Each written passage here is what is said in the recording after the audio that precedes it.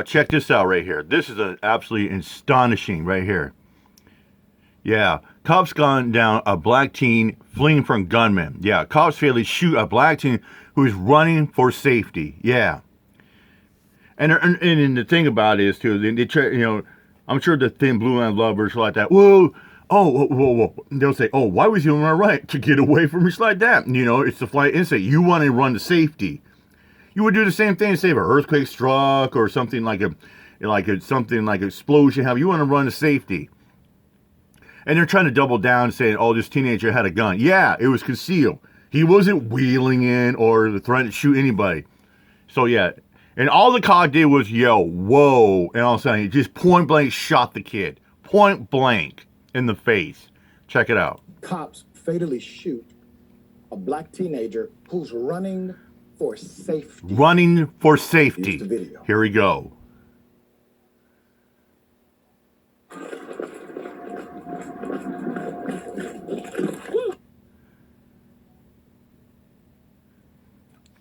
Put it up full mass. Right there. Look at that right there. Kids running away for safety. Cop sees and says, whoa. He didn't yell police or SPD or San Diego police. He just yelled, well, pull the gun. Look at that right there. Pull the gun right there. Shot the kid point blank in the face. Execution style. Then all of a sudden this blue line's like, well, how does he know that he had a gun like that? Oh, maybe that cop was fear for safety and life. Yeah. But it's getting to the point where cops just fear for the safety and life, or they open fire without consequences. Because you know what they got? Qualified immunity. It took 1 second. 1 second.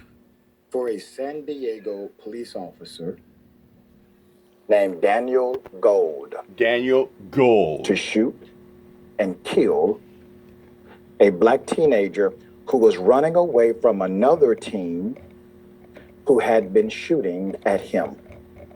San Diego police say they found a gun concealed under the teen's clothing after shooting him. But body camera footage released Friday shows the teen never threatened the police with the gun.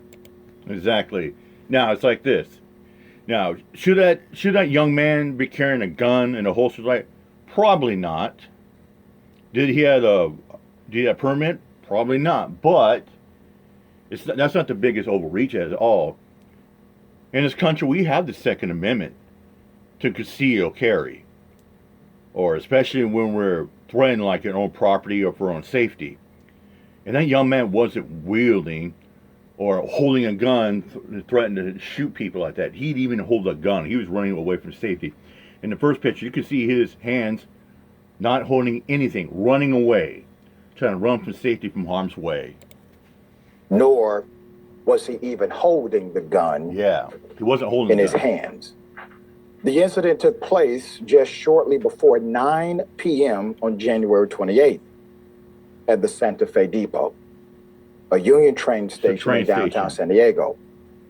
The police say they were responding to an unrelated 911 call of an assault and battery when one cop standing on the west side of the train station reported on his radio that he heard gunshots. Gold was on the east side of the station walking south on the sidewalk when he heard the call for shots fired, prompting him to turn back and start running north on the sidewalk. Meanwhile, the teen was running through a corridor from the west side of the station to the east side when he emerged onto the sidewalk directly in front of Officer Gold, who already had his gun drawn. Gold, Whoa yelled out Gold while opening fire before yelling San Diego police. Gold then appears to turn off his body camera. Police later told local media that Gold opened fire after he encountered the teen, and also said that a firearm was located concealed under clothing in the juvenile's right thigh area. But that still does not justify the shooting under existing law. Before I continue with the sad narrative of what has happened, you see the sad reaction from law enforcement.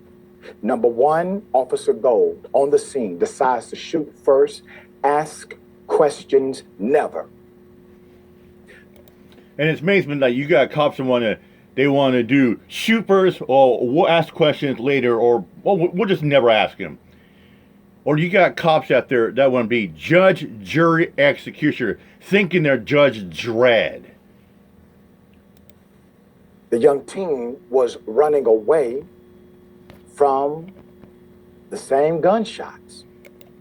And I think in my mind, I was thinking the other day, and I saw this 30-yard day. You know, maybe this kid was illegal possessing a firearm, a gun. Okay. Maybe should have gone to juvie court, maybe face a judge. But no hell and way this young man should have faced his maker that day because the carelessness of a police officer just started opening fire. Didn't even announce. All he is, whoa, open fire after the young man goes down, being fatally shot in the face, and he goes, oh, San Diego police. Too late for that. Here's the other dynamic. The police, once they were aware that this teenager was shot without justification, what do? Double down. They then provide a narrative so that you can buy into the actions of the cop. And so how many times have we seen stories where cops double down to fit their narrative, or when they do cop splaining? That's what kind of like what some of the stupid dummies in the puppy mill prep videos do. They double down, trying to rewrite history to explain to fit their narrative. That's what cops do. They double down, trying to do cop explain to fit their narrative. Like, well, this is how it happened, yada yada. Then you get the stupid thin blue line lovers that people say, "Oh, back to blue, back to blue." They're going to buy in that.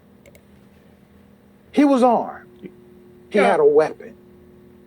He's a teenager. He's at the scene. The officer encountered him and then opened fire. There's more. Police have not explained. Don't say, oh, this young man, he was 16 years old. He had a gun. Oh, he's probably a juvenile criminal. Oh, we were protecting the community in the streets of San Diego from a wielding armed young man that was probably out there shooting and robbing people. He probably was a drug dealer. That's what they're going to spin it. A possible motive behind the first shooting, but say they arrested the shooter on the 6th of February, but have not released his name because he is also 16 years old. The shooter and the other person ran north, while the black teen who was shot ran south and into the corridor of the train station. The black teen was shot within 1 second of emerging from the corridor onto the sidewalk on the other side of the building. He was pronounced dead at the local hospital. Put up the chief. Here's the chief. San Diego Police Chief Scott Well. Scott Well said in a statement, quote, "While it's never easy to watch this kind of footage, our department remains committed to transparency and ensuring a fair, thorough, independent investigation." That's bull. The shooting is being investigated by the San Diego Sheriff's Office under a county policy that restricts law enforcement agencies from restricting their own officers. It's laughable. Really is. It's laughable to suggest that the county sheriff's office is actually an independent, arbitrarily independent police organization.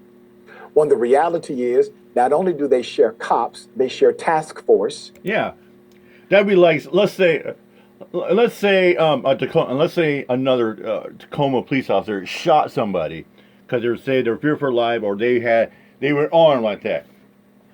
That'd be the same thing as saying, oh, the Pierce County Sheriff's Department is going to take over the investigation. That's hypocrisy and laughable. Yeah, we're going to have the county sheriff's department take over the investigation. Yeah. And you know the same outcome's going to happen. Well, we found our police officer was found with no wrongdoing. It was justifiable. Yeah, how many times we heard that? They share a budget, and obviously they work together every Of single course, day. they work together. It's laughable.